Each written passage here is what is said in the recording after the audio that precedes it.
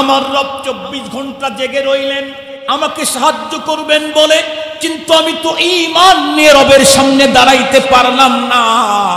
রব আমাকে সাহায্য দেওয়ার জন্য রেডি। লা তাখুদুহু সিনাতু ওয়ালা নাওম, লা তাখুদুহু সিনাতু ওয়ালা নাওম।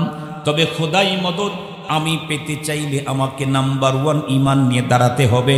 আসেন সর্বপ্রথম আমরা প্রত্যেকে নিজেদের ঈমানটাকে নিরঙ্কুশ করি, আমাদের ঈমানটাকে খালেস করি, আমাদের ঈমানটাকে নির্ভেজাল করি, আমাদের ঈমানটাকে স্বচ্ছ করি, আমাদের ঈমানটাকে মুকাম্মাল করি। আমি যদি মুকাম্মাল পরিপূর্ণ ঈমান নিয়ে পৃথিবীর যে কোনো প্রান্তে যখন তখন যদি কোনো প্রবলেম আর ঝামেলার ভিতরে পড়ে যাই, কসম আল্লাহর, দুনিয়ার কেউ যদি আমাকে সাহায্য না করেন, যে রব আমাকে সাহায্য করার জন্য জেগেই আছেন ওনার সাহায্য পেয়ে যাব। আর রব যদি সাহায্য করেন, পৃথিবীর উন্নত তথ্য প্রযুক্তি আর অস্ত্র দিয়ে আমাকে কখন পরাজয় করানো যায় না, যার জ্বলন্ত প্রমাণ আজকের পৃথিবীর মোল্লাদের রাষ্ট্র। আমি মাঝখানে অল্প সময় কোরআনে কারীমের একখানা আয়াতে কারীমা তেলাওয়াত করেছি। কোরআনে কারীমের তেলাওয়াতকৃত আয়াতে কারীমাতে রব্বে কারীম আমাদেরকে যে মেসেজ দিয়েছেন, সেই মেসেজটাই মূলত আপনাদেরকে স্মরণ করায় দেব।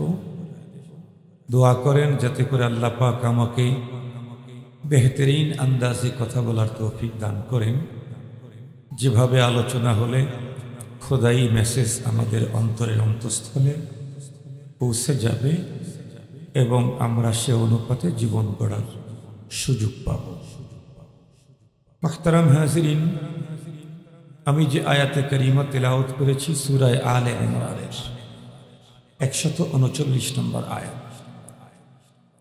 এই আয়াতে কারিমার তর্জমা দিয়েই আমি আমার আলোচনা শুরু করতে যাচ্ছি। আল্লাহ তাআলা বলেন, ওয়ালা তাহিনু, তোমরা হীনবল হইও না, ওয়ালা তাহজানু, পেরেশান হইও না, ওয়া আনতুমুল আ'লাউন, তোমরাই বিজয়ী, ইন কুনতুম মুমিনিন, যদি তোমরা মুমিন হতে পারো। কোরআনে হাকিমে আল্লাহ পাক আরো এক গুরুত্বপূর্ণ মেসেজ আমাদেরকে দিয়েছেন। আল্লাহ পাক বলেন, ওয়া কানা হাক্কান আলাইনা নাসরুল মুমিনিন, মুমিনদেরকে সাহায্য করা সে তো আমার জিম্মাদারি। আল্লাহ পাক বলেন, মুমিনকে সাহায্য করা সে তো আমার জিম্মাদারি। এটি হচ্ছে তেলাওয়াতকৃত আয়াতে কারিমার তর্জমা। এখান থেকে খোদাই মেসেজটা হৃদয়ঙ্গম করাতে চাইলে, অন্তরের গভীর পর্যন্ত পৌঁছাইতে চাইলে একটু পূর্বের থেকে আলোচনা নিয়ে আসতে হয়। আমরা প্রত্যেকেই জানি বর্তমান পৃথিবী তথ্য প্রযুক্তির উৎকর্ষ সাধনের যুগ। আজকের এই পৃথিবীতে যেই মানুষটার হাতে এই জাতীয় ফোন আছে, সে যদি এই ফোন ব্যবহার করতে এক্সপার্ট হয়, তাহলে এই ফোন কারো হাতে থাকা মানেই হচ্ছে তামাম দুনিয়া তার হাতে থাকা, তামাম পৃথিবী তার হাতে থাকা। সহজে বুঝবার জন্য বলি, এই মুহূর্তে কেউ যদি এখন চিন্তা করে যে আমি এই জায়গা থেকে পৃথিবীর অপর প্রান্ত আমেরিকার হোয়াইট হাউসের কি কন্ডিশন এই মুহূর্তে আমি একটু জানবো, দেখব, বলেন তো দেখি সম্ভব কিনা? নিশ্চিত সম্ভব। কেউ যদি ভাবে এই মুহূর্তে খানায়ে কাবার চত্বরের কন্ডিশন কি, কতজন মানুষ এখন মাতাফে অবস্থান করছে, তফের অবস্থাটা কি, এটা জানার জন্য তাকে মক্কাতুল মুকাররমার পবিত্র জমিন পর্যন্ত যাওয়ার কোনো দরকার নেই। যার হাতে এই ফোন আছে, অপশন ফাংশনের ব্যাপারে সে যদি এক্সপার্ট হয়, তাহলে সে এখনো নিজ ফোনে ক্লিক করেই এই মুহূর্তে খানায়ে কাবার মাতাফের অবস্থান দেখতে পারবে, জানতে পারবে। কোনো ব্যক্তি যদি এখন ইচ্ছে করে মসজিদে নববীর অবস্থাটা কি আমি জানব, তার জন্য সম্ভব। এমনকি কোনো ব্যক্তি যদি এখন ইচ্ছে করে এই মুহূর্তে আজকের পৃথিবীর সবচাইতে বেশি নির্যাতনের শিকার, সবচাইতে বেশি কষ্ট এবং দুঃখে যাদের দিনাতিপাত হচ্ছে প্যালেস্টাইনের গাজার মুসলমান, তাদের অবস্থান এই মুহূর্তে কি আমি দেখতে চাই। এটাও সম্ভব। কি বুঝাইতে চাইলাম? বুঝাইতে চাইলাম আজকের পৃথিবী এখন মানুষের হাতের মুঠোয়। সঙ্গত কারণে পৃথিবীর যে কোনো প্রান্তে প্রান্তে কোনো ঘটনা অথবা দুর্ঘটনার অবতারণা ঘটলে দুনিয়াব্যাপী তা ফোকাস পেতে অনেক বেশি সময় লাগে না, যার কারণে আজকে তামাম দুনিয়া সম্পর্কে আমরা কিছু না কিছু কম বেশি অবশ্যই জ্ঞান রাখি।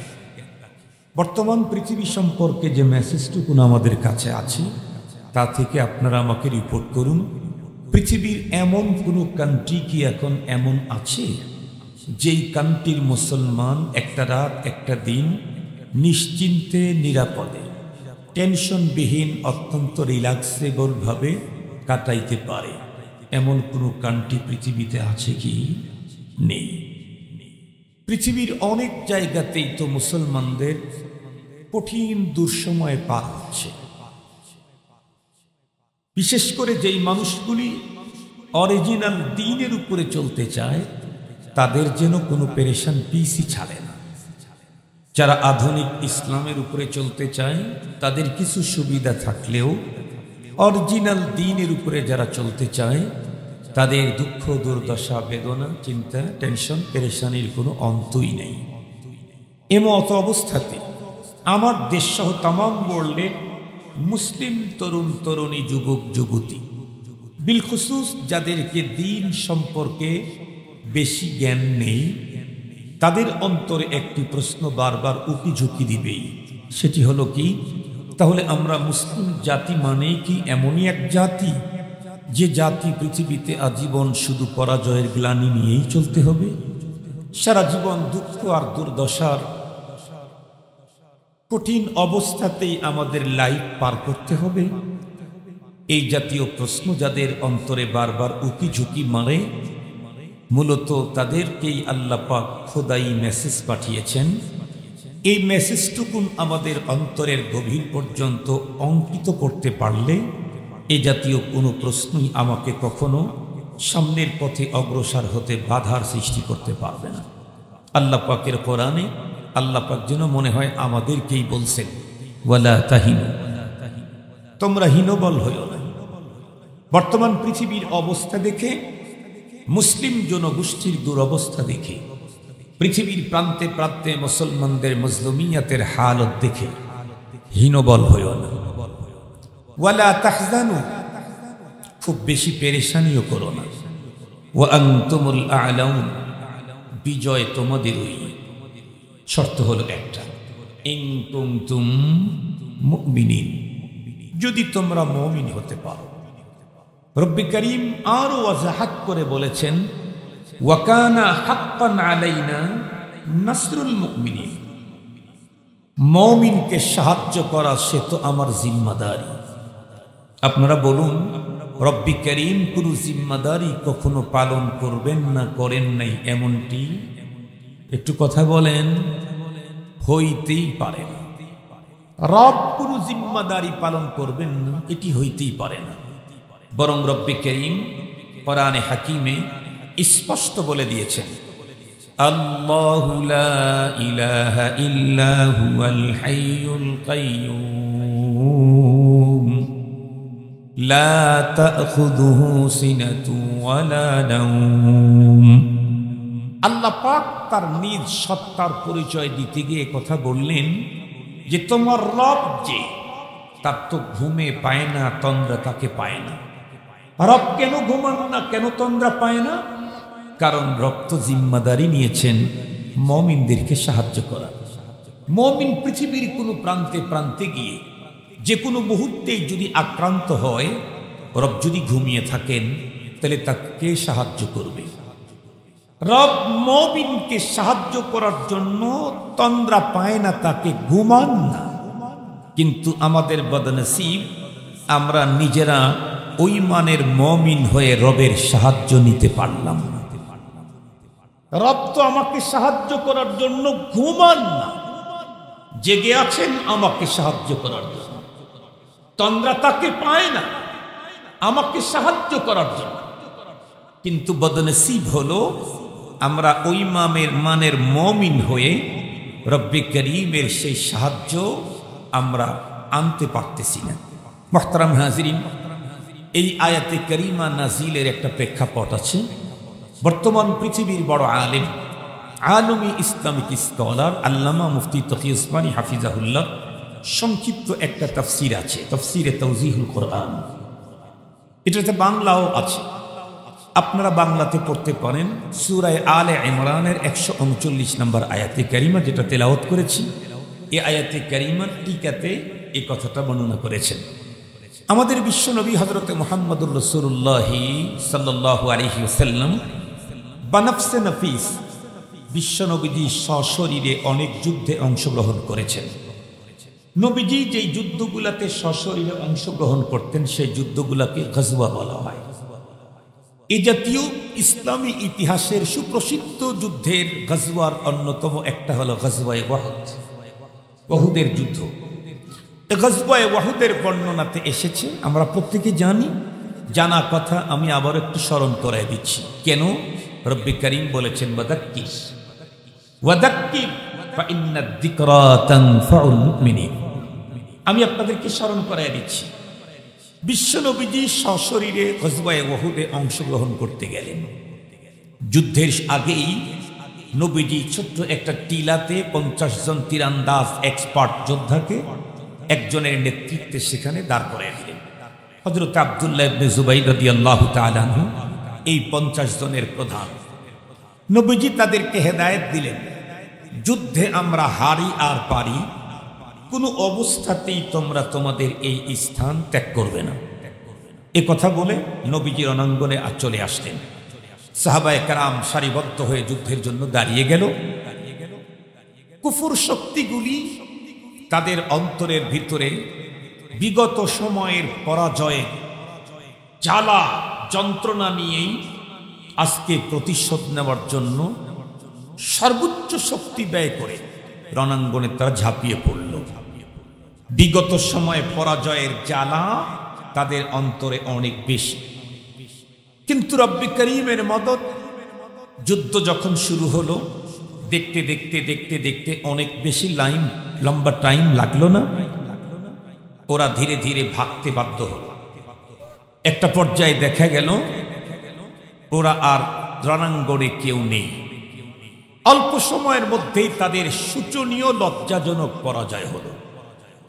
এমনটি পরাজয়, ওরা যে নিজেদের সাথে যেই সম্পদগুলি নিয়ে এসেছিল, সম্পদ নিয়ে ভেগে যাওয়ার সুযোগটাও তারা পেল না।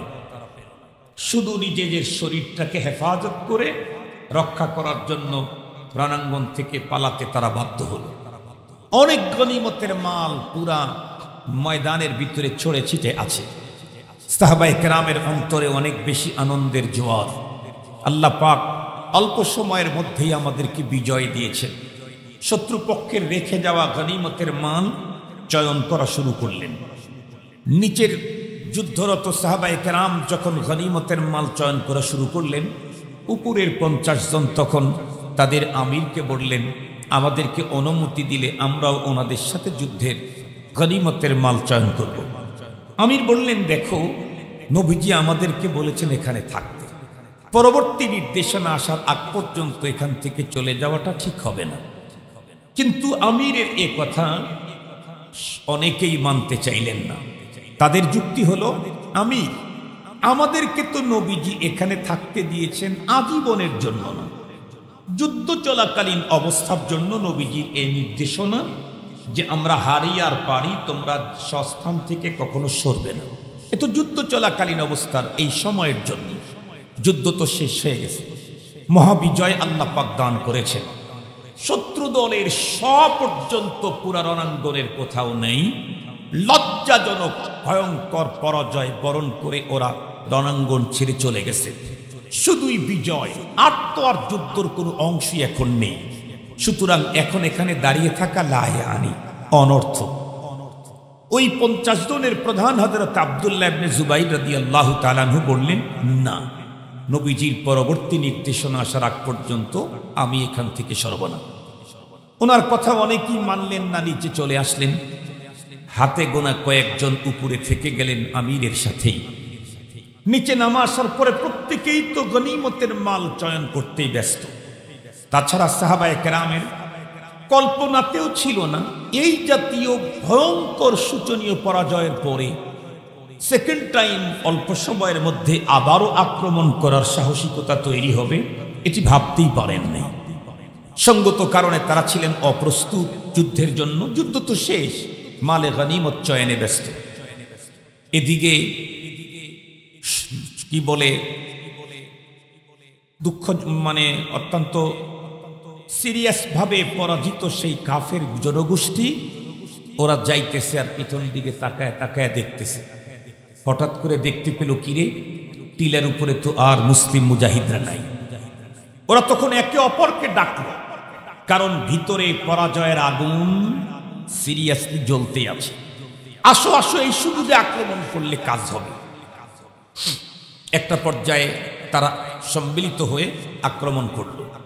ওই যে টিলার উপরে যারা ছিলেন পিছন দিক, তারা জান নিসারি জিহাদ করলেন। কিন্তু এত বড় বিশাল বাহিনীর বিপক্ষে মাত্র কয়েকজন কতক্ষণ টিকতে পারে? দেখতে দেখতে প্রত্যেকেই টিলার উপরে শহীদ হয়ে গেলেন। ওরা এই দিক থেকে নেমে পড়ল রণাঙ্গনে। সাহাবায়ে কেরাম মুজাহিদিন অপ্রস্তুত ছিলেন। হঠাৎ করে যখন আক্রমণ করল, সাহাবায়ে কেরামের অবস্থা তখন বেগতিক হয়ে গেল। আক্রমণটা এতই তীব্র ছিল, অল্প সময়ের ভিতরে দেখতে দেখতে সাহাবায়ে কেরামের লাশ ওয়াহুদের প্রান্তরে পড়া শুরু হয়ে গেল। এমনকি বিশ্বনবীজিও এমন জোরে একটা আঘাতপ্রাপ্ত হলেন যে আঘাতের কারণে পয়গম্বর সাল্লাল্লাহু আলাইহি ওয়াসাল্লামের দান্দান শহীদ হলো। নবীজি প্রচন্ড আঘাতে জমিনে পড়ে গেলেন একটা গর্তের ভিতরে। এই সুযোগে কাফেররা একটা আওয়াজ ছড়িয়ে দিল, কি আন্না মুহাম্মাদান ক্বাদ কুতিল, মুহাম্মদুর রাসূল সাল্লাল্লাহু আলাইহি ওয়াসাল্লামকে শহীদ করে দেওয়া হয়েছে। এই সংবাদ মুসলিম মুজাহিদ তথা সাহাবায়ে কেরামের কানে ঢুকতেই সাহাবায়ে কেরাম আমার রাসূল প্রেমে এতটাই পাগল ছিলেন, এই আওয়াজ ঢুকতেই কোনো কোনো সাহাবীর হাত থেকে অস্ত্র এমনি পড়ে গেল। কি বলে, কোন কোন সাহাবী অস্ত্র নিয়ে পাশে দাঁড়িয়ে রইলেন। কার জন্য যুদ্ধ করো, কার জন্য যুদ্ধ করো? যার জন্য জীবন দিতে এসেছি উনি যদি দুনিয়াতে না থাকে কার জন্য যুদ্ধ হবে? দাঁড়িয়ে রইলেন।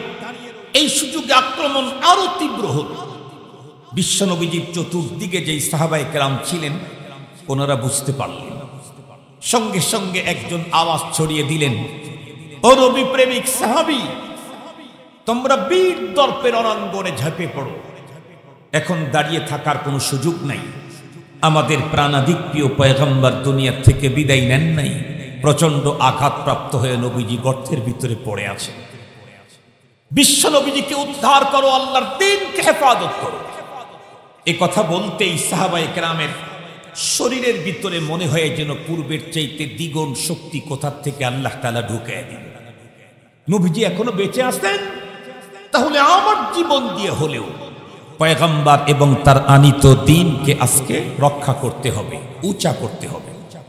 সাহাবায়ে কেরাম সেকেন্ড টাইম যখন আবার ঝেঁপে পড়লেন, এখন আর ওই বাহিনী খুব বেশিক্ষণ টিকতে পারল না। অল্প সময়ের মধ্যে আবার second time, last time, finally তাদের আবার পরাজয় হয়ে গেল। মাঝখানে এতটুকুন টাইমে 70টি প্রাণ ঝরে পড়ল সাহাবায়ে কেরাম, যারা কিছুক্ষণ পূর্বেও গনিমতের মাল চয়ন করতেছিলেন। এখন তাদের নিথুর দেহ জমিনের ভিতরে পড়ে আছে রক্তাক্ত অবস্থা।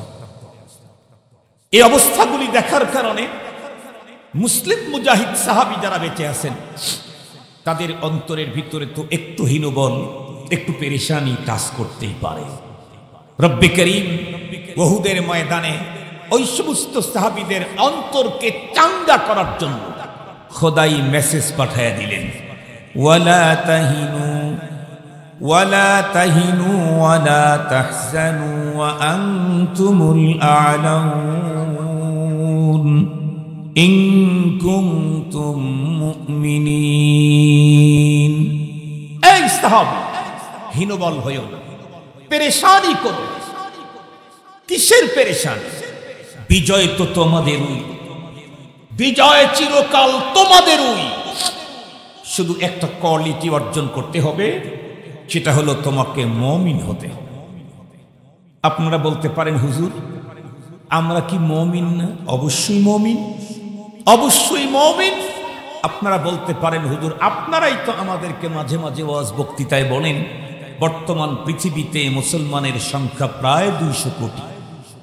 200 কোটি মুসলমান, এরপরেও তো আমাদের খোদাই মদত তেমন একটা চোখে পড়তেছে না। তাহলে কি কন্ডিশন কেন? কথাটাকে সহজভাবে বুঝাবার জন্য একটা মিসাল দেই। আমাদের দেশে যারা সরকারি চাকরি করে, রাষ্ট্রের যারা কাজ করে, এরা প্রত্যেকেই রাষ্ট্রের পক্ষ থেকে বেতন ভাতা পেয়ে থাকে, রাষ্ট্রের যারা কাজ করে। কিন্তু সব রাষ্ট্রীয় কর্মকর্তা কর্মচারীর বেতন একরকমের হয় না। রাষ্ট্রীয় কোনো কোনো কর্মকর্তা কর্মচারী এমন আছে যাদের এক একজনের মান্থলি বেতন শুনেছি 2-3 কোটি টাকা, শুনেছি। হাকিকত আল্লাহ মালুম, ধরে নেন 2 কোটি টাকাই। যারা 2 কোটি টাকা, 1 কোটি টাকা, 50 লাখ টাকা মান্থলি সরকারি তহবিল থেকে বেতন পায়, এদের ভালো করে লক্ষ্য করে দেখবেন এরা শুধু বেতন পেয়েছে তাই না, এদের জন্য সরকারের পক্ষ থেকে একটা বাড়ি বাজেট আছে, তাদের জন্য বাসভবন আছে, তাদের জন্য সরকারি গাড়ি আছে, তাদের জন্য বিদেশে ভ্রমণ করার এক্সট্রা বাজেট আছে, তারা ফোনে কথা বলবে এই জন্য ফোন আছে, তাদের বাড়িকে পাহারা দেওয়ার জন্য সিকিউরিটি গার্ড আছে, তাদের গাড়ির সামনে আর পিছনে সেফটি দেওয়ার জন্য স্পেশাল বাহিনী আছে, তাদের স্পেশাল অফিস আছে, সে অফিসের ওইখানে তাকে সেফটি দেওয়ার জন্য গার্ড আছে। খুব ভালো করে বুঝবেন আরো একজন কর্মকর্তা কর্মচারী সরকারের আছে আমাদের দেশে, সেও সরকারের কাজ করে। আপনারা চিনবেন কিনা গ্রাম পুলিশ? চিনেন? গ্রাম পুলিশ চিনেন?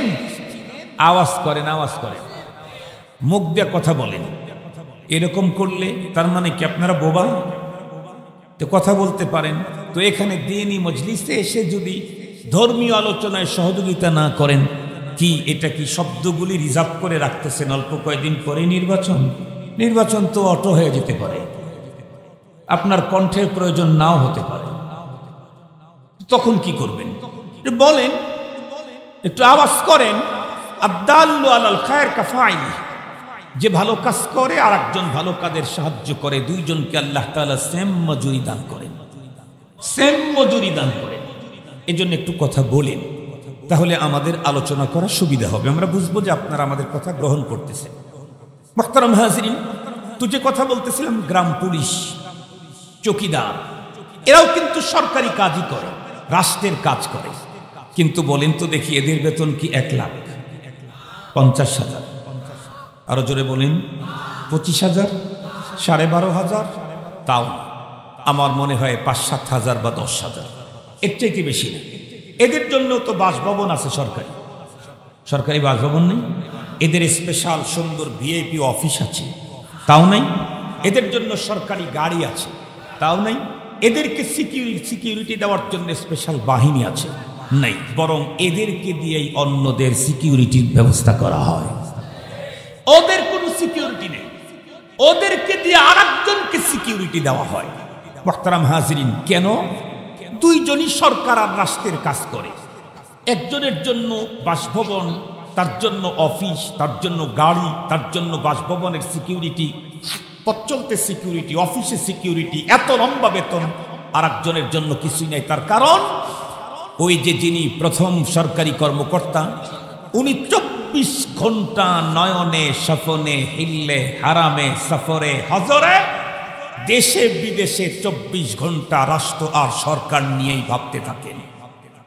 তার চিন্তা চেতনা একটাই, রাষ্ট্র এবং সরকার। একটা মিনিট রাষ্ট্র আর সরকারের টিকিট থেকে কখনো সে খালি থাকে না। যেহেতু এই লোকটা 24 ঘন্টা রাষ্ট্র আর সরকারকে নিয়েই ভাবে, রাষ্ট্র আর সরকারকে প্রোটেকশন দেওয়ার জন্য, তাকে হাজার রকমের আক্রমণ থেকে বাঁচাবার জন্য 24 ঘন্টাই সে ফিকির করে। সঙ্গত কারণে রাষ্ট্র তার জন্য বাসভবনের ব্যবস্থা করবে, সঙ্গত কারণে রাষ্ট্র তার জন্য অফিসের ব্যবস্থা করবেই, সঙ্গত কারণে রাষ্ট্র তার চলার জন্য গাড়ির ব্যবস্থা করবেই, সঙ্গত কারণে উনি যেই বাসভবনে থাকবেন সেই বাসভবনে সিকিউরিটির ব্যবস্থা হবেই, সঙ্গত কারণে তার অফিসের সামনেও স্পেশাল গার্ডকে দাঁড় করায় রাখা হবেই, সঙ্গত কারণে তার গাড়ির সামনে আর পিছনে স্পেশাল সিকিউরিটি পাওয়ার থাকবেই। পক্ষান্তরে যেই লোকটা গ্রাম পুলিশ, ও তো সবসময় সরকারের কাজ করে না, সপ্তাহে মাসে 2-4 দিন যখন দরকার হয় রিলিফ দেওয়ার, তখন জাস্তি টাস্তি পড়ে তখন আসে একটু সহযোগিতা করে, যখন ভোট দেওয়ার প্রয়োজন হয় তখন একটু সহযোগিতা করে, যখন এলাকাতে কোনো নেতা আসে তখন একটু সহযোগিতা করে। সারা মাস সরকারের কাজ করে না, সরকার নিয়ে কোনো ভাবে না, কখনো সুযোগ হইলে 3000 টাকার বেতনটাই তো বেশি। ঠিক তদ্রূপ আল্লাহ পাকের কাছে খোদাই মদদ আর সিকিউরিটি পেতে চাইলে আমাকে ওই মানের মুমিন হতে হবে। 24 ঘন্টা রাত আর দিনকে নিয়ে ভাবনা চিন্তা চেতনা সব থাকতে হবে। পক্ষান্তরে যদি আমি চকিদার মার্কা মুমিন হই, সারা মাস সারা দিন দিন আর রবকে নিয়ে কোনো ফিকির নাই, 7 দিন পরে পরে একটু হাজিরা দেওয়ার জন্য জুমাবারে যাই, আমার জন্য কখনো সিকিউরিটি নসিব হতে পারে না। খোদাই সিকিউরিটি পেতে চাইলে নাম্বার 1 মুমিন হতে হবে, খোদাই মদদ পেতে চাইলে নাম্বার 1 মুমিন হতে হবে। আমরা তো চকিদার মার্কা মুমিন, কথা বলেন না কেন? আমরা তো মুমিন চকিদার মার্কা। 24 ঘন্টায় রাত দিন ইসলাম নিয়ে ফিকির করার টাইম আমার নেই। আমি তো 7 দিনে 1 দিন ডিউটি করা মুমিন। আমি তো না হয় বেশি থেকে বেশি দৈনিক 3-4 বার 5 বার ডিউটি করা মুমিন। এই জাতীয় মুমিনের জন্য আল্লাহ পাকের খোদাই সিকিউরিটির স্পেশাল বাহিনী থাকে না। আজকে যদি সত্যিকার অর্থে আমরা নাম্বার 1 মুমিন হতে পারি, কসম আল্লাহ, আবারও বলছি, আমরা যদি সত্যিকার অর্থে নাম্বার 1 মুমিন হতে পারি, নিজের ঈমানটাকে 100% স্বচ্ছ ফ্রেশ করতে পারি, মুকাম্মাল মুমিন হতে পারি, আজকের এই যুগেও যে কোনো মুহূর্তে যে কোনো প্রান্তে মুসিবতে পড়লে খোদাই মদদ আমার জন্য আসবেই আসবে। মুসলমান ভাইরা রে, আমার কথা ভালো করে বুঝবেন। অনেক লম্বা কথা বলে আপনাদের মূল্যবান সময় নষ্ট করতে চাই না। আজ থেকে 1400 বছর পূর্বের কোনো ইতিহাস আপনাদের খেদমতে আজকে বলতে চাই না, বরং সাম্প্রতিক কালের এক উন্নত ইতিহাস আপনাদের চোখে আঙ্গুল দিয়ে দেখাইতে চাই। এই যুগেও যদি আমরা প্রত্যেকে 100% পাক্কা মুমিন হতে পারি, তাহলে আসমানি মদদ আমাদেরকে দুনিয়াতে বিজয় করবে। খুব ভালো করে বুঝবেন। এই তো কিছুদিন পূর্বে, মানে কয়েক বছর পূর্বে, তামাম পৃথিবীর সবচাইতে বর্তমান সময়ের সুপার পাওয়ার হলো আমেরিকা। এই আমেরিকা জানে এই পৃথিবীর ভিতরে সবচাইতে বড় ঝামেলা হলো আমেরিকার জন্য ইসলাম, দিন আর দিনদারেরা। এটা তারা মনে করে। এই জন্য এই পৃথিবীর যেখানেই অরিজিনাল দিন আর ইসলামের আলোচনা হবে, বন্ধুরা আমার, সেখানেই আমেরিকার আক্রমণ চলতেই থাকবে। এটাই স্বাভাবিক। আমেরিকা, বন্ধুরা আমার, চিন্তা করে দেখলো বর্তমান পৃথিবীর ভিতরে পূর্বের সেই কাদিম পদ্ধতিতে দিন ও ইসলামের উপরে চলতে চায় হলো আফগানিস্তানের মোল্লারা, তালেবানরা। এই জন্য এদেরকে যদি কোমর ভেঙ্গে দেওয়া যায়, সমূলে যদি উৎখাত করা যায়, তাহলে তামাম দুনিয়া ব্যাপী আমাদের নেতৃত্ব চলতে আর কোনো প্রবলেম হবে না। এই কারণে আফগানিস্তানের তালেবানদের উপরে আক্রমণ করার জন্য পথ খুঁজতেছিল। এক পর্যায়ে একটা প্রোপাগান্ডা ছড়িয়ে দিল দুনিয়া ব্যাপী কি আফগানিস্তানের তালেবান হলো সন্ত্রাসী আর জঙ্গি। তালেবান মানেই জঙ্গি, সন্ত্রাসী।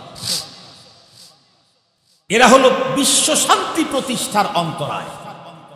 এজন্য কোনোভাবেই এদেরকে মাথা চারা দিয়ে ওঠার কোনো সুযোগ করে দেওয়া হবে না।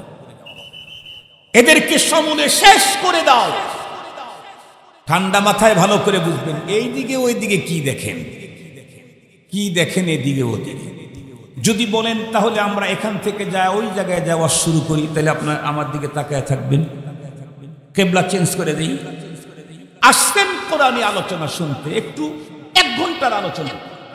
আগের মতো তো আর না 2.5 ঘন্টা ব্যাপী ওয়াজ করে হুজুররা, এখন তো সবাই অল্প ওয়াজ করে। 1 ঘন্টা সময় এদিকে তাকাইতেছেন ওদিকে তাকাইতেছেন, তো কি বুঝবেন কথা?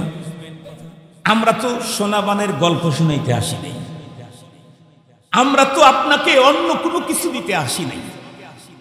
অনেক কষ্ট করে সিরাজগঞ্জ থেকে এসেছি, ইমানদারের অন্তরে এমন কিছু কথা ঢুকায় দেই যাতে ঈমানি চেতনা জাগ্রত হয়। এই ফিকির নিয়ে এসেছি শুধু আপনার অন্তরে জাগ্রত করার জন্য না। উসি আউয়ালান নাফসি ওয়া ইয়াকুম, প্রথমে নিজের অন্তরেই জাগাইতে চাই, আপনাদের অন্তরেও জাগাইতে চাই। এই কথাগুলি আপনাদের সামনে কেন বলি?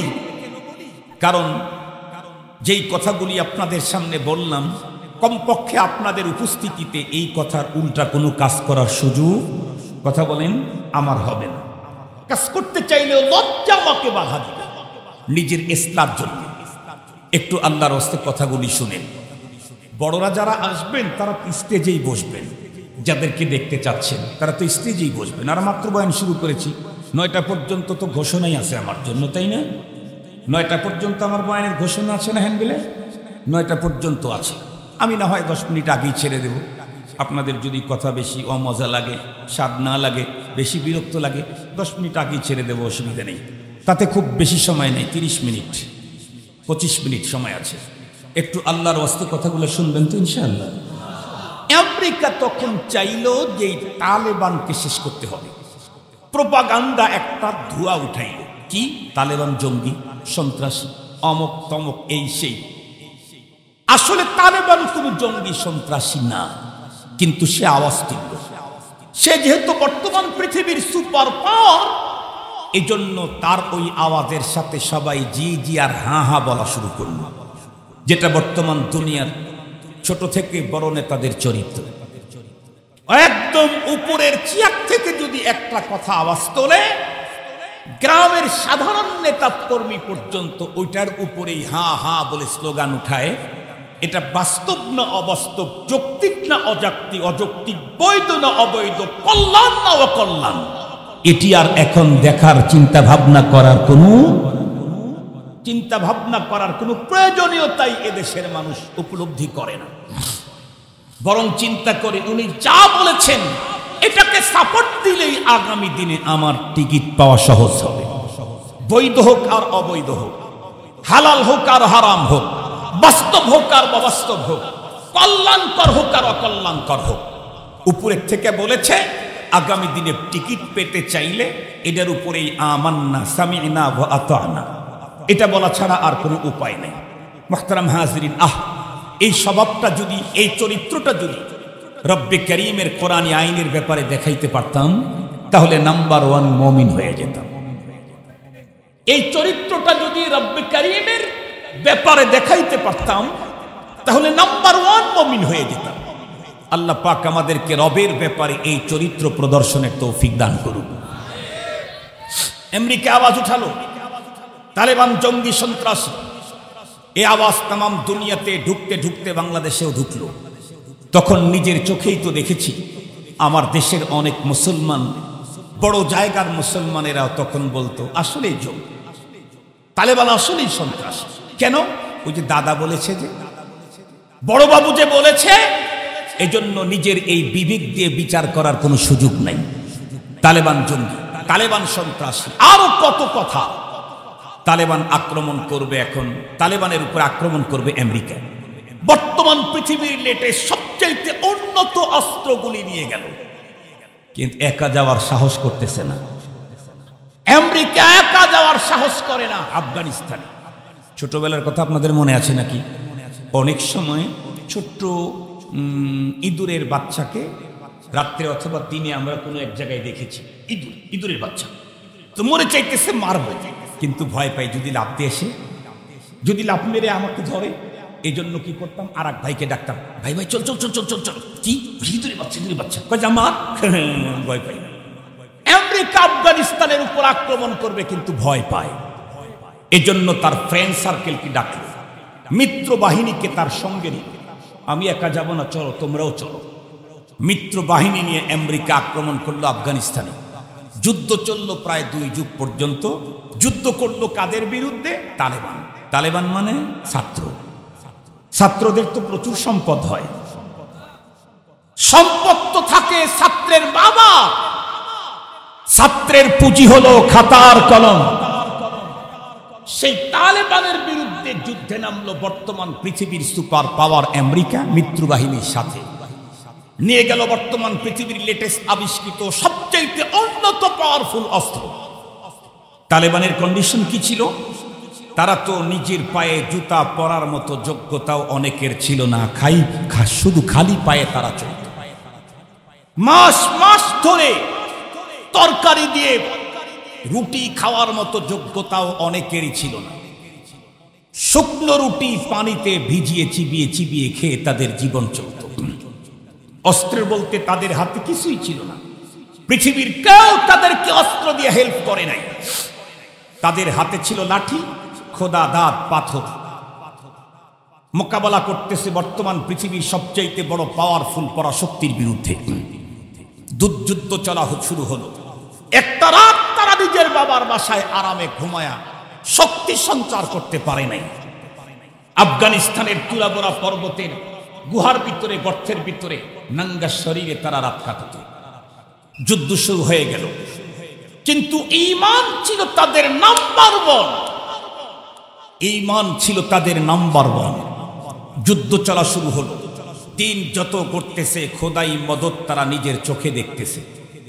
তাদের ঈমান আরো বাড়তেছে। তাম দুনিয়া তাদের থেকে মুখ ফিরানোর পরেও লাস্তু উবালি, আফগানিস্তানের মোল্লারা পৃথিবীর কাউকেই তোয়াক্কা করে নাই। তারা তাদের খোদাই মদত পেয়ে ঈমানকে চাঙ্গা করে আরো দুর্গম পথ পাড়ি দেওয়ার জন্য অগ্রসর হল। দেখতে দেখতে কি হলো? গোপন কথা না তো, তামাম দুনিয়া দেখেছে। তামাম দুনিয়া দেখেছে। 2 যুগ পার হতে না হতেই আমেরিকা এখন দেখতে পেল অস্ত্র শস্ত্র যেগুলি পাঠিয়েছি এগুলি তো ফেরত নেওয়ার জন্য পাঠাই নাই, বাট সৈন্যগুলা তো ফেরত নেওয়ার জন্য পাঠিয়েছি। কিন্তু দিন যত চলতে থাকে সৈন্য তত শূন্যের কোঠার দিকে অগ্রসর হচ্ছে। সৈন্য ততই শূন্যের কোঠায় অগ্রসর হচ্ছে।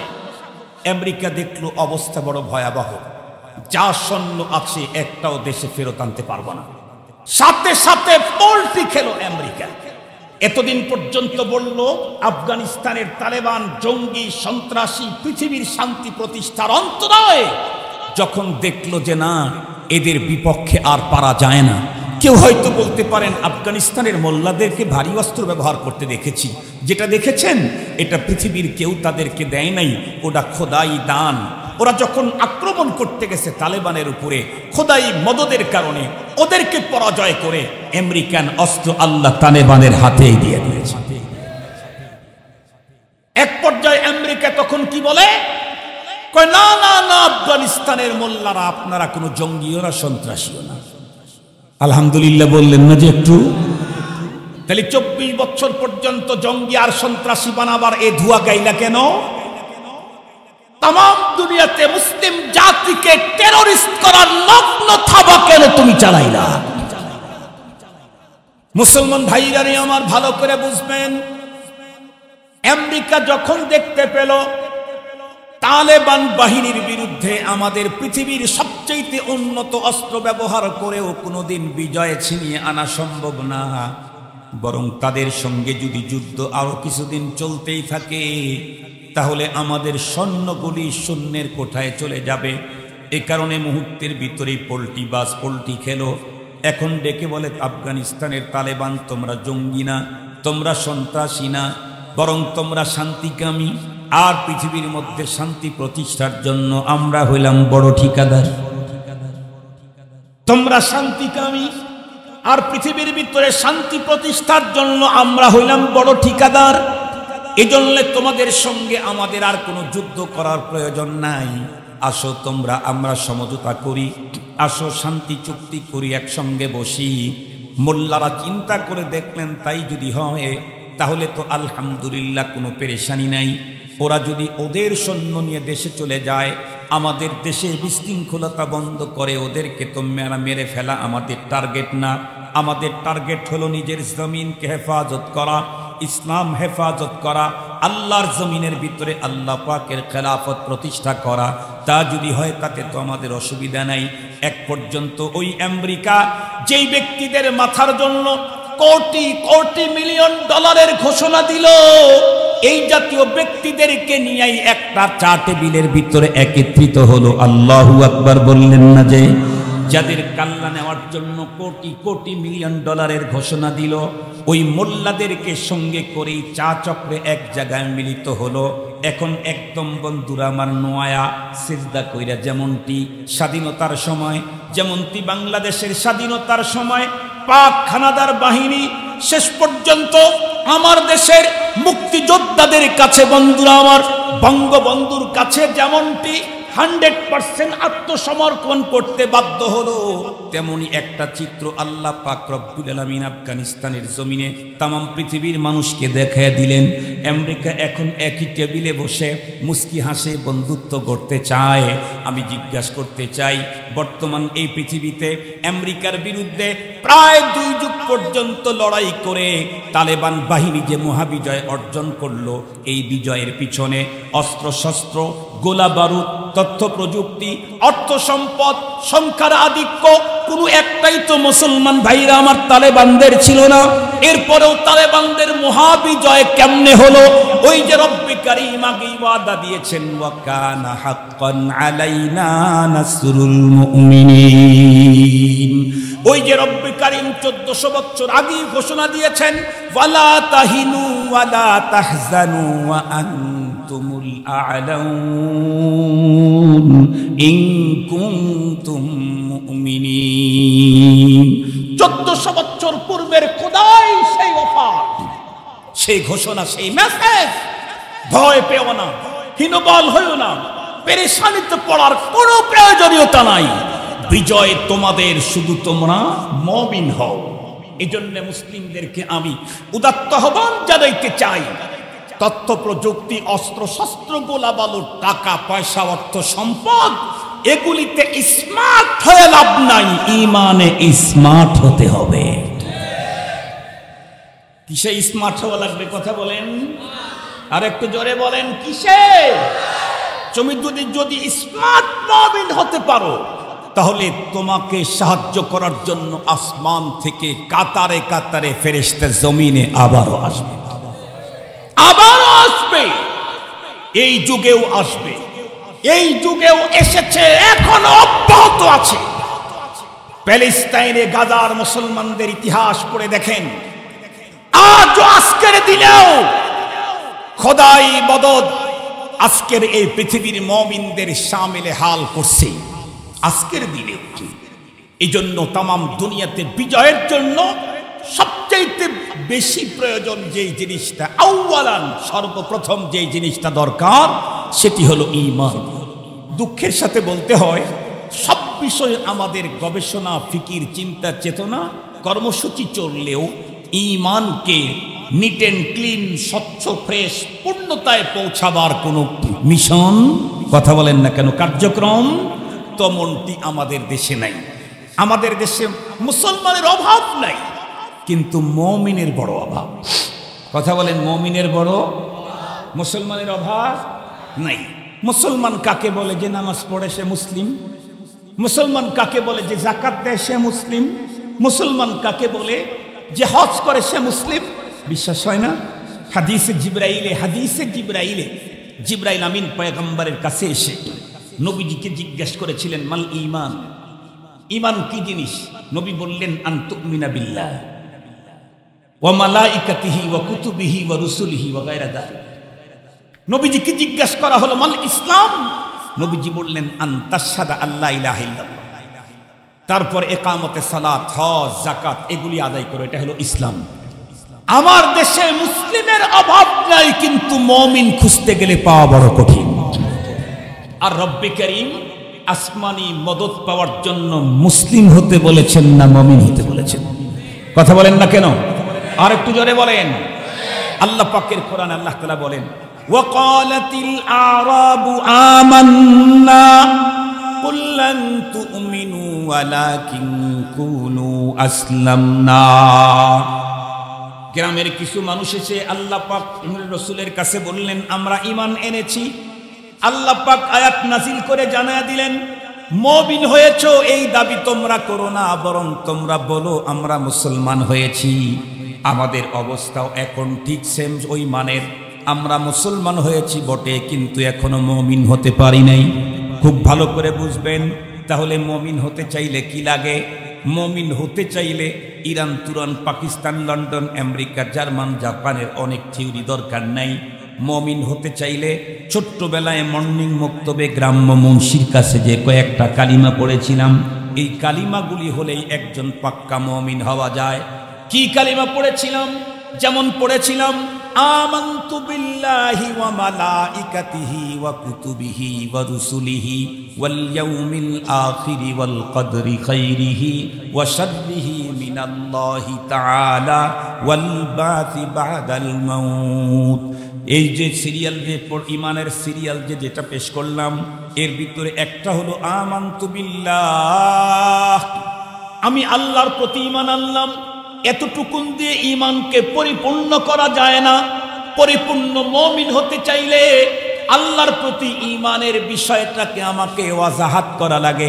সেটি আবার কি বলে? আমানতু বিল্লাহি কামা হুয়া বিআসমাইহি ওয়া সিফাতিহি ওয়া কাবিলতু জামিআ আহকামিহি ওয়া আরকানিহি। এই যে মর্নিং বক্তব্যে মাত্র কয়েকটা শব্দ পড়েছিলাম, আমানতু বিল্লাহি কামা হুয়া বিআসমাইহি ওয়া সিফাতিহি ওয়া কাবিলতু জামিআ আহকামিহি ওয়া আরকানিহি। এই যে 70 বছর পর্যন্ত জীবন কাটাইলাম, 80 বছর পর্যন্ত জীবন কাটাইলাম, আমেরিকা, লন্ডন, জার্মান, জাপানের কত জায়গায় গেলাম, কিন্তু মর্নিং মক্তবে গ্রাম্য মুন্সি যেই কালিমাগুলি শিখিয়েছিলেন সেই কালিমার উপরে আজ পর্যন্ত 80 বছরেও উঠতে পারলাম না। 80 বছরেও আমার জীবনটাকে ওই কালিমার উপরে উঠাইতে পারি নাই। খুব ভালো করে বুঝবেন, আমানতু বিল্লাহ মানে আল্লাহর প্রতি বিশ্বাস। এতটুকুন মুক্তির জন্য, খোদাই মদত পাওয়ার জন্য যথেষ্ট নয়। আল্লাহর প্রতি বিশ্বাস কেমন? যদি আল্লাহ সম্পর্কে আমারে জিজ্ঞাসা করে আল্লাহ কেমন, আমি যত ছোট অত বড় আলেম নই, এজন্য বলবো কামা হুয়া, উনি যেমন তেমন। তবে মনে রাখতে হবে আমি আল্লাহর প্রতি শুধু তার জাতের প্রতি আমার বিশ্বাস না, বরং বিআসমাইহি তার সকল নামসমূহের প্রতি আমার বিশ্বাস, ওয়া সিফাতিহি সকল গুণসমূহের প্রতি বিশ্বাস, ওয়া কাবিলতু জামিআ আহকামিহি ওয়া আরকানিহি। রব্বি করিম যত আহকাম আর আরকান দিয়েছেন সবগুলাকে আমি মনে প্রাণে গ্রহণ করে নিলাম। তার নাম হলো ঈমান। দুঃখের বিষয় হলো বাংলাদেশে মুসলমানের সংখ্যা কম না। পৃথিবীর ভিতরে মুসলিমের সংখ্যার দিক থেকে দ্বিতীয় সংখ্যাগরিষ্ঠ দেশ হলো বাংলাদেশ। কিন্তু বাংলাদেশের মুসলমানদের ইসলাম আছে, মুসলিম মুমিন খুব কম। এ বক্তব্য আমার না, এ বক্তব্য মুহাম্মদুর রাসূলুল্লাহ সাল্লাল্লাহু আলাইহি ওয়াসাল্লাম বাংলাদেশ সম্পর্কে দেন, সামগ্রিকভাবে দিয়েছেন। নবীজি কি বলেছেন? কিয়ামতের আগে আগে পূর্বে কিয়ামত, পৃথিবীতে মুসলমান প্রচুর হবে, মসজিদ অনেক বাড়বে, মসজিদ দৃষ্টিনন্দন হবে, মসজিদ অত্যন্ত আরামদায়ক হবে, মুসল্লি প্রচুর পরিমাণে বাড়বে। কিন্তু মুসল্লি অনেক পারলেও ইমানদার খুঁজে পাওয়াটা কঠিন হবে। এখন আমরা সেই যুগেই এসেছি। খুব ভালো করে বুঝবেন, খুব ভালো করে বুঝবেন। আমি মাত্র 2টা কথা বলেই শেষ করে দিচ্ছি। আমরা মুসলিম বটে, আমরা ইমানের দাবি করলেও আমাদের ইমান ঝামেলা মুক্ত না, ঝামেলা যুক্ত। যার মুক্ত ইমান আমাদের নাই, যার মলা ইমান আমাদের। বাংলাদেশের মুসলমানদের ইমানে ভয়ঙ্কর আক্রমণ করেছে 2টা ভাইরাস। একটা হলো শিরিকের ভাইরাস আর একটা হলো নেফাকের ভাইরাস। বাংলাদেশের মুমিনের অন্তরে নেফাকের ভাইরাস আছে, আর আছে হলো শিরিকের ভাইরাস। শিরিকের ভাইরাস কেমনে? আমরা কিন্তু ছোটবেলায় মর্নিং বক্তব্যে বলেছিলাম কি আল্লাহর প্রতি ঈমান এনেছি, আল্লাহর জাতের উপরে যেমন তার নাম সমূহের প্রতিও আমার ঈমান তেমন, তার গুণ সমূহের প্রতিও আমার ঈমান তেমন। তার মানে তার জাতের মধ্যে যেমন কাউকে শিরিক করি না, শরীক করি না, শেয়ার করি না, তার গুণ সমূহ নাম সমূহেও কাউকে শরীক করতে পারবো না। কিন্তু বলেন আমাদের দেশের অনেক মুসল্লি, লাখ লাখ মুসল্লি এমন আছে, সালাতের আজান হয়েছে, সুন্দর করে অজু করে মুসাল্লাতে দাঁড়িয়ে সূরাতুল ফাতিহা পড়তে গিয়ে বলেই ফেললেন, ইয়্যাকা না'বুদু ওয়া ইয়্যাকা নাস্তাঈন। ইয়্যাকা না'বুদু, না'বুদু ইয়্যাকা পড়েন নাই কেউ, না'বুদু ইয়্যাকা কেউ পড়েন নাই, বরং পড়েছেন ইয়্যাকা না'বুদু, ইয়্যাকা না'বুদু, নাস্তাঈনু ইয়্যাকা পড়ি নাই, ইয়্যাকা নাস্তাঈন পড়েছি। তার মানে আপনারই ইবাদত করি, আর কারো না, আপনার কাছেই চাই, আর কারো কাছে না। ভালো করে বুঝবেন, আপনার কাছেই চাই। এরপরে কোনো না কোনো দরবারের সে আসে, কোনো না কোনো পীর সাহেবের সে মুরিদ, এখন তার ওইখানে বাৎসরিক ওরস হবে অথবা অন্য কিছু হবে। এখন উনি আগের থেকেই কমপ্লিট রেডি করে রাখছেন, ব্যবসা বাণিজ্যের অবস্থা ভালো না, যা বাবার দরবারে এটা দিয়ে আয়, তাহলে আশা করা যায় আগামীতে ব্যবসা খুব উন্নত হবে। অথবা ছেলে সন্তান হয় না, যা বাবার দরবারে যা, পাটা একটু ভালো করে ধর, পারলে বাবাকে একটা সেজদা দিস, সন্তান হতে আর দেরি হবে না। বাবার কাছে গিয়ে আমার কিচ্ছু ছিল না, বাবার সাথে সম্পর্ক রাখার পরে এখন আমার সব হয়েছে। বলুন তো দেখি, মুমিন বটে কিন্তু আর ঈমান শিরিকের জাম থেকে মুক্ত না। কথা বলেন না কেন? আর ঈমানে শিরিক আছে। দেনেওয়ালা একমাত্র আল্লাহ ও বিশ্বাস করে নাই। আল্লাহ দেন, আরো অনেকেই দেন, আল্লাহ দেন, আরো অনেকেই দেন। সন্তান আল্লাহ দেন, বাবাও দেন। নাউজুবিল্লাহ বলবেন না? এই জাতীয় ঈমানদার বাংলাদেশে তো নাই, আপনাদের অঞ্চলে নাই। আর একটু জোরে বলেন। এরপরে মুনাফিকের জারমলা ঈমান আমাদের দেশে অ্যাভেলেবেল। সহজে বুঝবার জন্য একটা মিসাল বলি।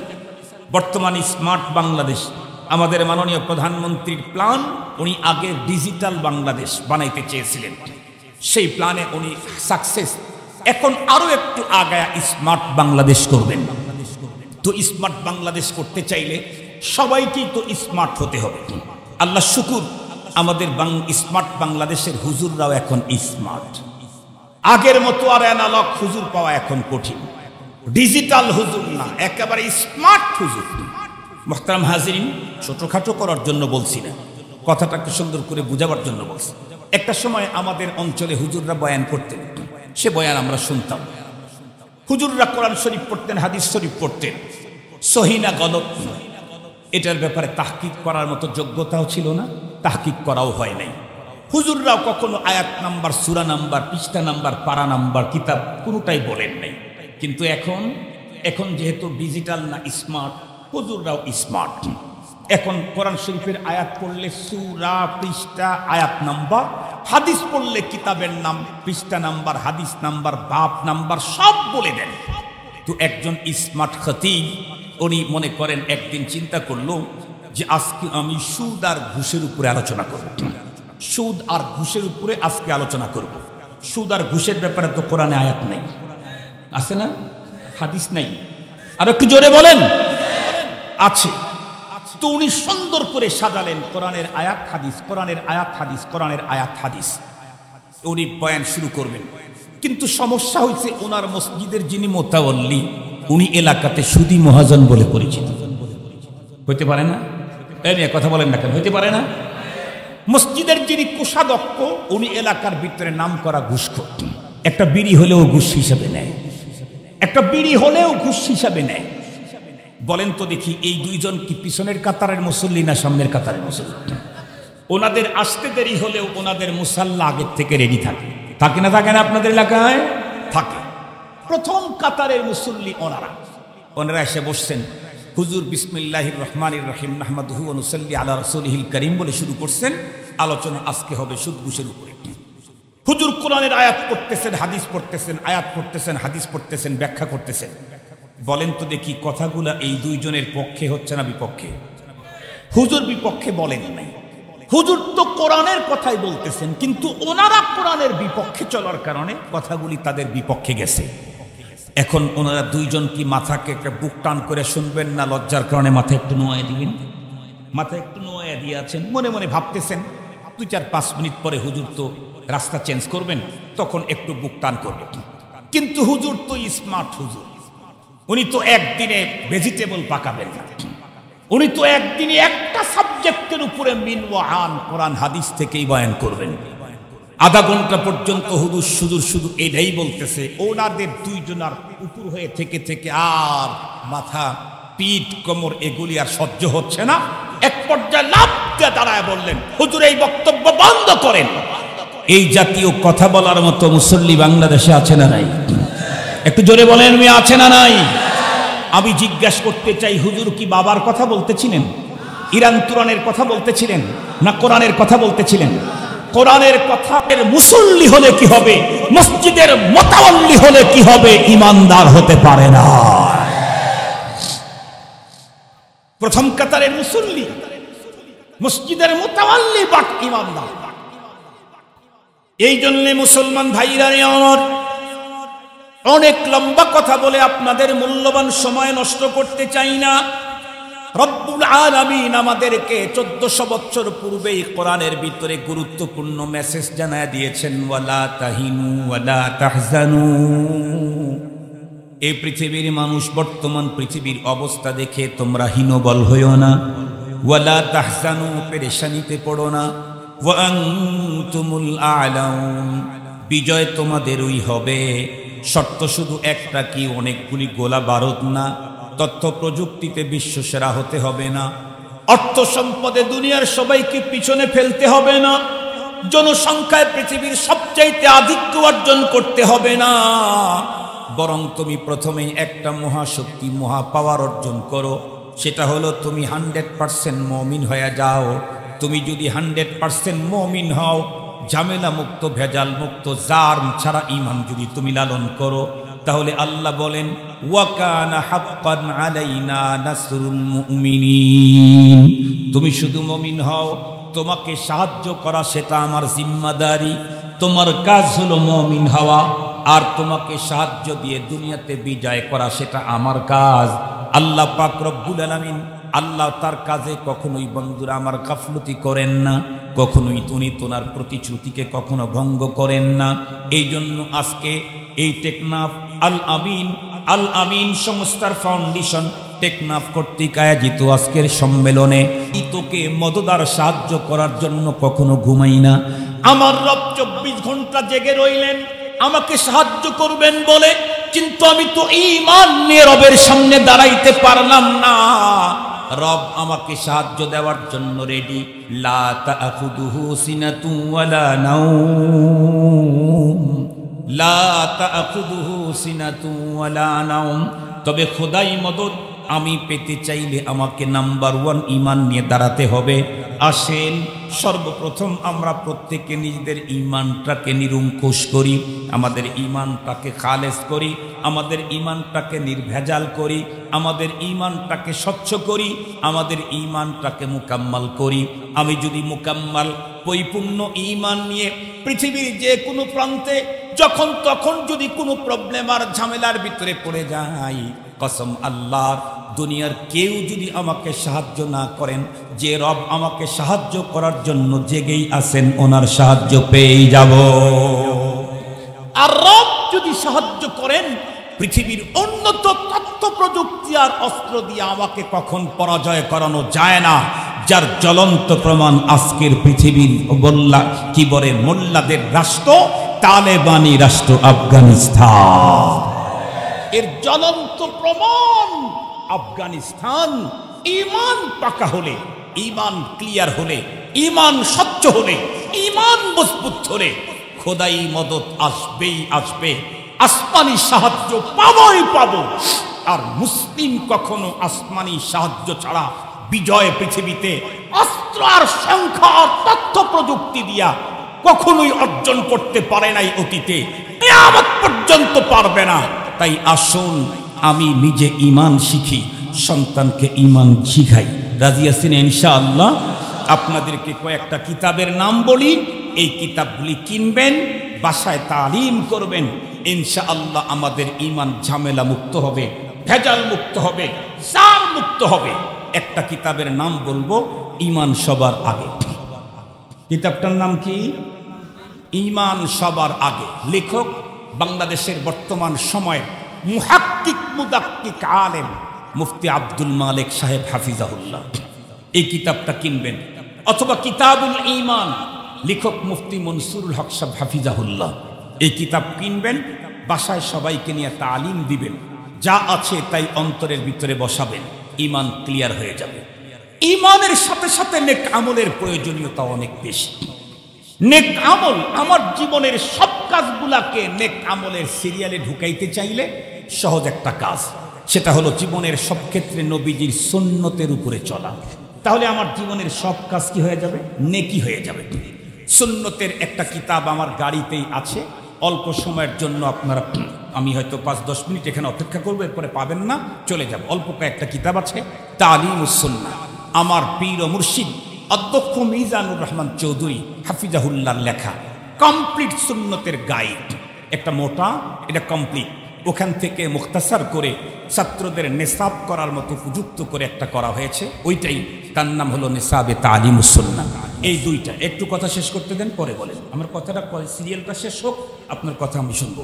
এরপরে আর একটা কিতাবের নাম আমি আপনাদেরকে বলি, যেই কিতাবটা যদি বাসায় তালিম করে, মসজিদে তালিম করেন, ইনশাআল্লাহ আপনার সন্তান আলেম না হলেও আপনার সন্তানের নামাজ সুন্দর হবে, নামাজের ভিতরে খুশু খুজু তৈরি হবে। সেই কিতাবটার নাম হলো 1 মিনিটের মাদ্রাসা। লিখেছেন হাকিম মোহাম্মদ আখতার সাহেব রহমতুল্লাহি আলাইহি, করাচির হজরত, বাংলাতে পাওয়া যায়। 1 মিনিটের মাদ্রাসা, এটা কিনবেন, তালিম করবেন। যারা এই তালিম শিখবে তাদের নামাজ সুন্দর হবে, তাদের জীবন গুনাহ মুক্ত গড়ার টেন্ডেন্সি অন্তরে তৈরি হবে, নেকি করার আগ্রহ তৈরি হবে, আরো অনেক ফায়দা হবে। আর একটা কিতাব হলো, যদি আপনাদের এলাকায় কেউ আখেরাত পরপারকে অবিশ্বাস করতে চায়, তাহলে তাদের জন্য একটা কিতাব, তার নাম হলো লাইফ আফটার লাইফ। কিতাবটার নাম কি? লাইফ আফটার লাইফ, দুনিয়ার ওপারে। কিতাবটা লিখেছেন আল্লামা তকি ওসমানী, বর্তমান পৃথিবীর বড় আলেম। আর বর্তমান আমাদের যে অবস্থা, মুসলমানদের তার সন্তানদেরকে দিনদার বানানো, আখিরাতমুখী করার কোনো চিন্তাই নাই। এই জাতীয় প্রত্যেকটি মানুষের, প্রত্যেকটা ফ্যামিলির জন্য এখন আর একটা কিতাব খুব বেশি প্রয়োজনীয়, দাম মাত্র 120 টাকা বা 150 টাকা নিবে। কিতাবটার নাম হলো আপন ঘর বাঁচান। বইটার নাম কি বলেন? বইটার নাম কি বললাম? কিনবেন তো কিনবেন, বাসায় নিজেরা থাকলে প্যারাসিটামল দরকার নাই, তারপরে কিনে রাখেন কেন? দরকার তো হইতেই পারে। মেট্রোনিডাজল এখনো পেট কারো সমস্যা নাই, তারপরে কিনে রাখেন কেন? দরকার তো হইতেই পারে। কিছু স্যালাইন কিনে রাখেন কেন? যে কোনো মুহূর্তে দরকার তো হইতেই পারে। নিজের জীবনের সুস্থতার জন্য অগ্রিম মেডিসিন কিনে রাখেন, এটা জীবনের জন্য যেমন দরকার, তার চাইতে বেশি দরকার ঈমান হেফাজতের জন্য এই কিতাবগুলি। আখলাক আর চরিত্র হেফাজতের জন্য এই কিতাবগুলি তার চাইতে বেশি দরকার। কিনেন, বাসায় তালিম করেন। হুজুর এখন বলেন কি বলতে কেন? 10 মিনিট আমার তো সময় দেওয়া আছে, 9টা বল। আমি তো আবার আর এক জায়গায় যাব। আমার মনে হয় এটাও ধীরে ধীরে একটু ছড়তেছে। আলহামদুলিল্লাহ বললেন না যে? আরেকটু জনে বলেন না আলহামদুলিল্লাহ। আমি খুব দোয়া করি এই আল আমিন ফাউন্ডেশন টেকনাফের সাথে যারা জড়িত, মুরব্বিয়ানে কেরাম, মুশিরিন যারা আছেন, এরপরে দাঈ যারা আছে, এরপরে মুআভিনিন যারা আছেন, সাহায্যকারী যারা আছেন, যত সহযোগী আছেন, মশওয়ারা দাতা যারা আছেন, কর্মঠ যারা আছেন, আল্লাহ তাআলা যেন পরপারে তাদের এই কর্মটাকে আখিরাতে পরপারে নাজাতের জরিয়া বানায় দেন। আল্লাহ তাআলা আল আমিন ফাউন্ডেশনের এই প্রোগ্রাম হক্কানি রব্বানি আলেমদেরকে দিয়ে আল্লাহ তাআলা যতদিন পর্যন্ত পৃথিবীর আকাশে সূর্য উদয় হয় অস্ত যায়, ততদিন পর্যন্ত আল্লাহ তাআলা চালু রাখেন। এটি আমি আল্লাহ পাকের কাছে দোয়া করি। আমরা একদিন নিঃসন্দেহে আজকের বক্তা, আজকের সভাপতি, আজকের ভাষ্যকর, আজকের উপস্থিতি, নিঃসন্দেহে একদিন সবাই মাটিতে একাকার হয়ে যাব। তামাম দুনিয়াতে আমাদেরকে খুঁজলে মানুষ বের করতে পারবে না, একজন কেউ পারবে না। আজকের ছোট্ট শিশুটাকেও সেদিন হয়তো খুঁজে পাওয়া যাবে না। তখনও যেন আল আমিন ফাউন্ডেশন এভাবেই দ্বীনের কাজ করতে থাকে, আর আমরা তখন ইয়েতিমের মতো কবরে পড়ে থাকবো। এখান থেকে কিছু পার্সেন্টেজ আমাদের অ্যাকাউন্টে যেন জমা হতে থাকে। আমিন বলেন, একটু আমিন বলেন, আমিন বলেন। আজকে যদি আমরা এই কাজটা চালু করে দেই, এই কাজের পিছনে সহযোগিতা আমাদের থাকে, তাহলে যতক্ষণ আমি একদিন ফুরিয়ে যাব, কিন্তু এ কাজ যতদিন না ফুরাবে ততদিন আমার অ্যাকাউন্টে নেকি জমা হতেই থাকবে। এই জন্য এই সংস্থার জন্য আপনারা সাহায্য সহযোগিতা করবেন তো ইনশাআল্লাহ, করবেন তো ইনশাআল্লাহ। এবং আলহামদুলিল্লাহ, আমিও তো 2 বছর আগেও একবার এসেছিলাম মনে হয়, তখন কিন্তু এত মানুষ দেখি। স্প্যান্ডেলও মনে হয় একটু ছোটই ছিল, 2-3 বছর আগে একবার যে আসছিলাম, স্প্যান্ডেলটাও মনে হয় তখন একটু ছোটই ছিল। আলহামদুলিল্লাহ, দিন দিন দেখতে দেখতে রপ্তা রপ্তা স্প্যান্ডেল যত বাড়তেছে, আল্লাহর মেহেরবানিতে শ্রোতার সংখ্যা ততই বাড়তেছে। এটাই স্বাভাবিক, এটাই স্বাভাবিক।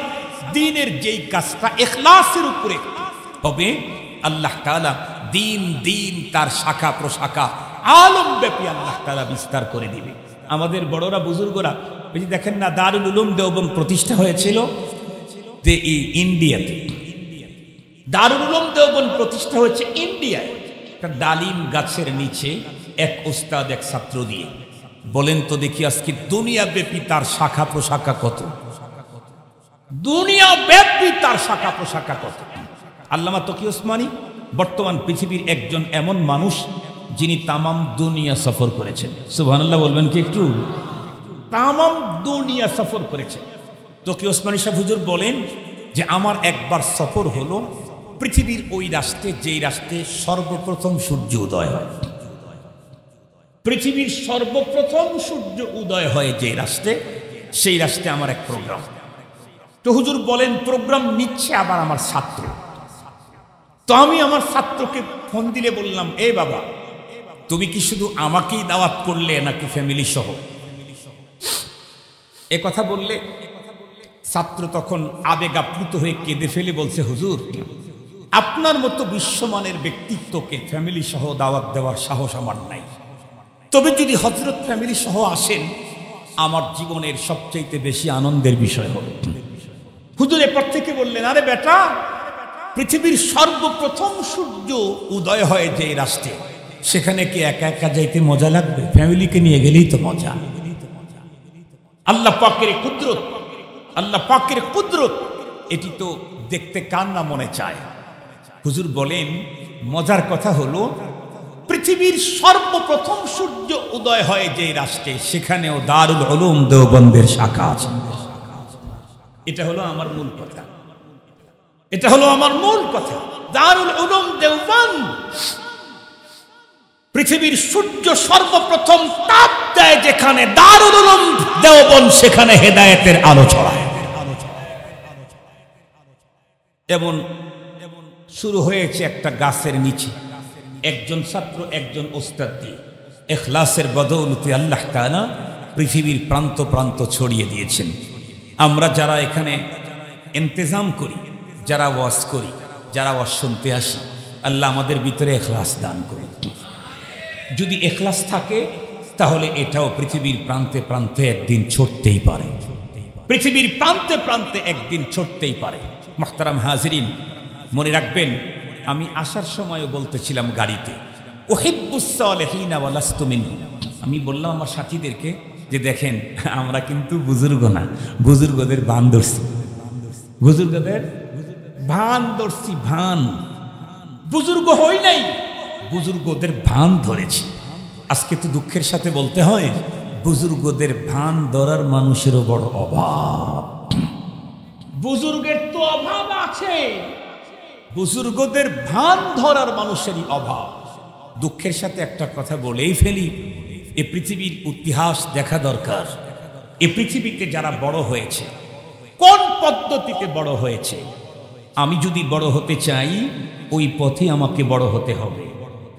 আমি যদি ওই পথ ছেড়ে ভিন্ন কোনো পথ আবিষ্কার করে বড় হতে চাই, তাহলে কি রাহ কে তু মিরুবি বা তুর্কিস্তান আস, কি রাহ কে তু মেরুবি বা তুর্কিস্তানাস। আজকে বাংলাদেশের কওমি অঙ্গনের ছেলেরা বড়দের ব্যাপারে লাগামহীন যেই মন্তব্য ছুটতেছে, তাতে আগামী দিনে বড় হওয়ার পর বন্ধই হয়ে যাবে মনে হচ্ছে। বড়রা যেই পথে অগ্রসর হয়েছে, আমি বড় হতে চাইলে তাদের পথে আমাকে চলতে হবে।